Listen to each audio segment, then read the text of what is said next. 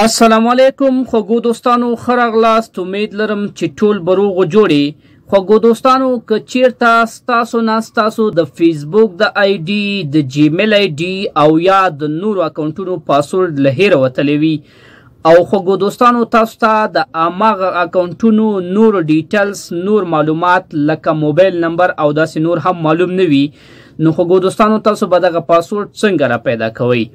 په دې ویډیو کې خوږو دوستانو موږ تاسو سره داسې یو طریقه شریکو چې د دغه طریقې یا د دغه ټریک په مدد باندې تاسو کولی شئ د هر چا د آی ډي پاسورډ را پیدا کړئ. ولې خوږو دوستانو تاسو نه مو هیله دا ده چې تاسو به له دغه ټریک نه یا د دې تخنیک نه غلطه ګټه نه اخلئ.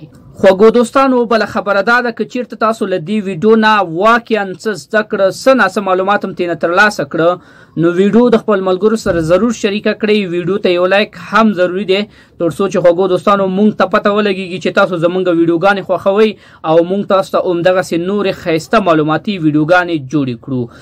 نو ستاسو وخت نه نیسم خوږو دوستانو، ورځم د موبایل سکرین ته او ټوله طریقه تاسو سره شریکوم. ویډیو تر اخره پورې وګورئ خوږو دوستانو، ویډیو مه سکپ کوئ.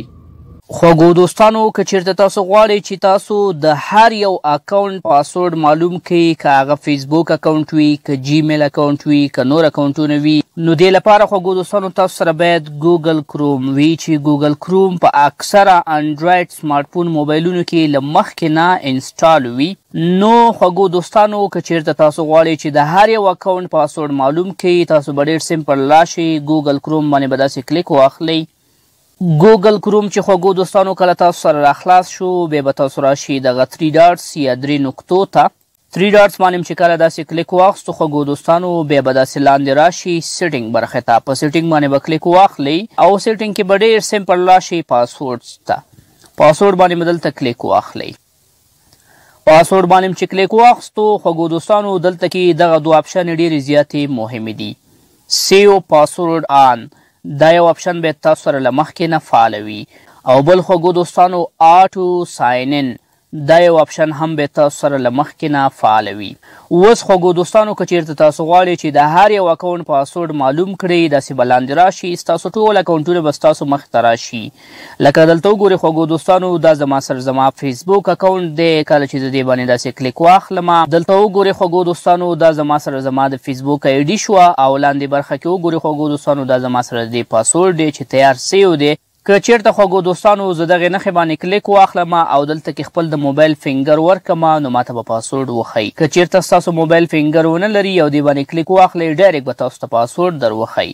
همدغسې خوږو دوستانو، که چیرته تاسو وغواړئ چې د جیمیل یا نورو اکاونټونو پاسورډ هم معلوم کړئ، نو دلته وګورئ خوږو دوستانو، تاسو سره به ستاسو د جیمیل آی ډي وي، نور اکاونټونه به وي. هر یو اکاونټ باندې که چیرته تاسو داسې کلیک واخلئ، فار ایگزامپل زه دلته کې راځم امیزان ته، دا زما د امیزان اکاونټ دی.